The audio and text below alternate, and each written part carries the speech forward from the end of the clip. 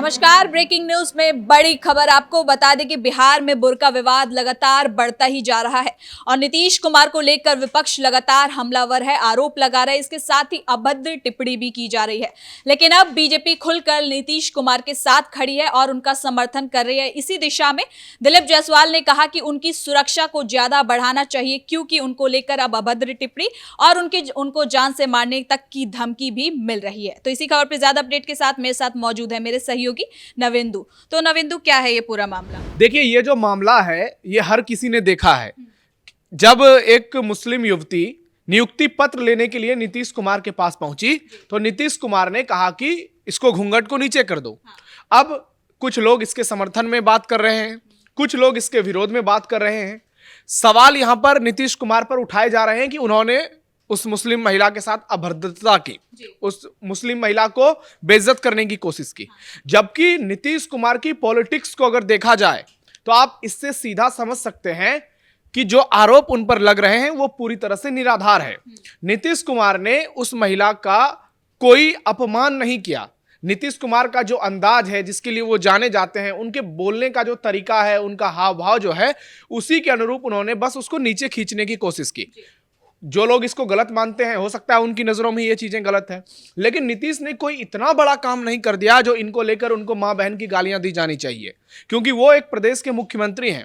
और अगर कोई युवती उनसे नियुक्ति पत्र लेने के लिए आई हुई है तो उनको भी अपना चेहरा दिखाना चाहिए, क्योंकि ऐसा नहीं है कि आप कहीं विदेश से आई हैं, चेहरा छुपाकर आप फर्जी नौकरी ले रही हैं।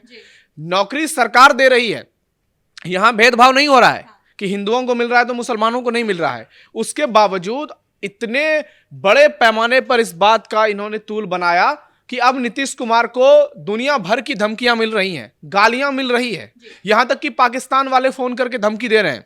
और अब दिलीप जायसवाल ने कह दिया है कि नीतीश कुमार की सुरक्षा बढ़ाई जाएगी, क्योंकि बीजेपी, जीतन राम मांझी की पार्टी, हम चिराग पासवान की पार्टी, सारी पार्टियां नीतीश के समर्थन में आ चुकी हैं, क्योंकि सबको लग रहा है कि नीतीश कुमार की जो पूरी पॉलिटिक्स रही है, उनका पूरा करियर रहा है। बहुत कम ऐसे मुख्यमंत्री हैं देश में जिन्होंने इतने लंबे समय तक शासन किया और उन पर तुष्टीकरण के आरोप नहीं लगे। नीतीश कुमार पर कभी हिंदू मुसलमान करने का आरोप नहीं लगा। आज यही कारण है कि बिहार में आप देख लीजिए कि 20 साल से कोई बड़ा दंगा नहीं हुआ है। उसके पीछे का क्रेडिट नीतीश को जाता है, क्योंकि नीतीश ने ना हिंदुओं को लड़वाया, ना मुसलमानों को लड़वाया, बल्कि काम किया है नीतीश कुमार ने। अगर हिंदुओं के लिए काम किया है तो उससे कम मुसलमानों के लिए नहीं किया है। इसलिए जो लोग नीतीश को घेरने की कोशिश कर रहे हैं, उनको एक बार आईने में अपनी शक्ल देखने की जरूरत है। आप देखिए कि आज बिहार इतनी तेजी से बढ़ा है, इतने लोगों को नौकरियां मिली हैं, क्या उसमें हिंदू मुसलमान देखा गया है? क्या नीतीश कुमार ने सबके घर में जो पानी पहुंचाया, घर बना है जो लोगों का, क्या वो धर्म देखकर हुआ है? नीतीश कुमार ने जो बच्चियों के लिए पोशाक योजना शुरू की, जो साइकिल योजना शुरू की, क्या मुसलमानों को नहीं मिला? नीतीश कुमार ने जो मिड डे मील योजना की शुरुआत की, बेटी पढ़ाओ बेटी बचाओ अभियान के तहत, क्या उसमें कोई भेदभाव किया गया? जो उन बच्चियों ने 10वीं पास की उनको 10,000 रुपए दिए गए, जिन्होंने 12वीं पास की उन्हें 25,000 दिए गए, और जिन्होंने ग्रेजुएशन पास किया उन्हें 50,000 रुपए दिए गए। अभी भी यह हो रहा है, तो क्या इसमें मुसलमानों को नहीं मिल रहा है? तो ऐसे में नीतीश कुमार पर सवाल उठाना निश्चित तौर पर यह एक बेहद कहें तो शर्मनाक वाकया है। नीतीश पर आप ये कह सकते हैं कि सीएम को इस तरह से नहीं करना चाहिए था, इसका दूसरा तरीका हो सकता था, वो पूछ सकते थे, लेकिन ऐसा नहीं। लेकिन क्या नविंदु, उस युवती की तरफ से भी कोई बयान आया है? क्या उन्होंने सामने आके कहा है कि उनके साथ बदसलूकी हुई है? नहीं, वो तो कहेंगे ही। अब ये हिंदू मुसलमान का मामला बनाने के लिए अब तो मौलवी मौलाना सारे पीछे पड़े हुए हैं। तमाम बड़े नेता जो हैं अपनी सियासी रोटी सेकने लगे हैं। वो भी कह रही है कि अब उसको नौकरी नहीं करना है, तो नहीं करना है नौकरी, तो नुकसान किसका होगा? ऐसे में अब देखिए कि ओवैसी की पार्टी के एक नेता है जलील, उन्होंने बयान दिया है नीतीश कुमार के माँ बाप को लेकर, भद्दी गालियां दी है जो हम बता भी नहीं सकते कैमरे पर। तो जिसका नाम ही जलील है, उससे आप क्या ही उम्मीद कर सकते हैं? तो ऐसे में नीतीश कुमार पर इतने सवाल उठने लगे हैं, इतनी बातें की जाने लगी है। लेकिन एक और वीडियो वायरल हो रहा है, जब कांग्रेस के सीएम पहले के अशोक गहलोत राजस्थान में एक कार्यक्रम के दौरान एक हिंदू महिला का घूंघट उठा रहे हैं। अब लोग इनसे तुलना कर रहे हैं कि जब अशोक गहलोत करते हैं तब तो सवाल नहीं उठाते हैं, जब नीतीश कर रहे हैं तो सवाल उठा रहे हैं। और नीतीश ने ना ही उनको मारा है, ना ही गालियां दी है, सिर्फ बुर्के नीचे करने के लिए कहा है और अपने हाथ से पकड़ के कोशिश की। तो हम नीतीश को जस्टिफाई नहीं कर रहे हैं, लेकिन नीतीश कुमार जिस चीज के लिए जाने जाते हैं, आप देखिए कि उनका पूरा जो करियर रहा है उन्होंने कभी तुष्टीकरण की सियासत नहीं की है। उन्होंने हमेशा अपनी चुनावी रैलियों में भी कहा है कि हमारे समय में कभी हिंदू मुसलमान नहीं लड़े हैं, हमने सबके लिए बराबर काम किया है। अगर हमने मंदिरों को रजिस्ट्रेशन कराया तो हमने कब्रिस्तान की जमीन का भी रजिस्ट्रेशन कराया। तो ऐसे में ये सवाल उठाना बहुत फालतू है। जो लोग इसमें पढ़ रहे हैं वो सिर्फ इसलिए ताकि इस मामले को किसी तरह से तूल दिया जाए और सियासी रोटी से की जाए, ताकि आने वाले समय में इसका फायदा मिल पाए। नीतीश पर मुसलमान विरोधी होने का आरोप लगाया जाए और नीतीश के जरिए बीजेपी को घेरने की कोशिश की जाए। लेकिन अब नीतीश कुमार को लेकर बीजेपी भी एक्टिव हो गई है। पूर्व प्रदेश अध्यक्ष दिलीप जायसवाल का जो बयान सामने आया है वो बताता है कि बीजेपी नीतीश के साथ खड़ी है और नीतीश को लेकर जो प्रोपेगेंडा फैलाने की कोशिश की जा रही है वो पूरी तरह से गलत है। गिरिराज सिंह का भी बयान सामने आया है। उन्होंने भी कहा है कि क्या ये पाकिस्तान है, बांग्लादेश है, आप बुर्का क्यों नहीं उठाएंगे।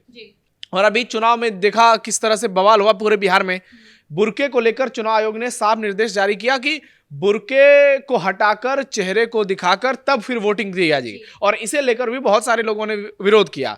तो अगर आप कुछ बड़ा काम कर रहे हैं तो आप वहां पर बुर्का डाल के जाने की क्या जरूरत है। पूरे देश दुनिया में जहां जो भी बड़ा बड़ा देश है वहां ऐसी कोई परंपरा नहीं है। लेकिन उसके बावजूद भारत में कुछ लोग, खासकर जो कट्टरपंथी हैं, वो इन बातों को तूल देते हैं। कई मुस्लिम समाज के धर्मगुरु हैं जिन्होंने नीतीश का समर्थन किया है। उन्होंने कहा है कि नीतीश कुमार की पूरी राजनीति जो है वो आप कहें तो तुष्टीकरण से एकदम अलग रही है। उन्होंने हमेशा मुसलमानों को आगे बढ़ाया है। ईद की पार्टी में शामिल हुए हैं, इफ्तार पार्टी में शामिल हुए हैं, मुसलमान को पर्व त्योहारों पर छुट्टी मिली है। आज भी आप देख लीजिए बिहार में किसी हिंदू त्योहार पर छुट्टी हो ना हो, मुसलमानों के त्योहार पर छुट्टी है। क्या ये सब पहले संभव हुआ करता था? पहले गुंडागर्दी, मनमानी, लूटपाट, डकैती यही सब होती थी। लेकिन नीतीश ने पूरी तरह से मुसलमानों के जीवन को बदला है।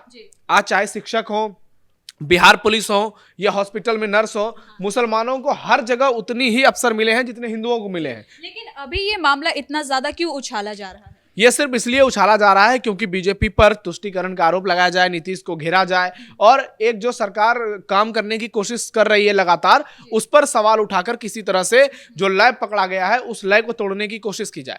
लेकिन अब जनता समझ चुकी है, नीतीश कुमार की आलोचना आप कर सकते हैं, उन पर सवाल उठा सकते हैं, लेकिन इस तरह से कि इसको इतना बड़ा विवाद बना देना कि जैसे लग रहा है कि नीतीश ने कोई बहुत बड़ा अपमान कर दिया है। आपने देखा होगा इस पर यूपी के मंत्री संजय निषाद का भी बयान आया था, उन्होंने भी माफी मांग ली। सभी लोग कह रहे हैं कि ये इतना बड़ा मामला है ही नहीं, इसको तूल देने की कोशिश की जा रही है।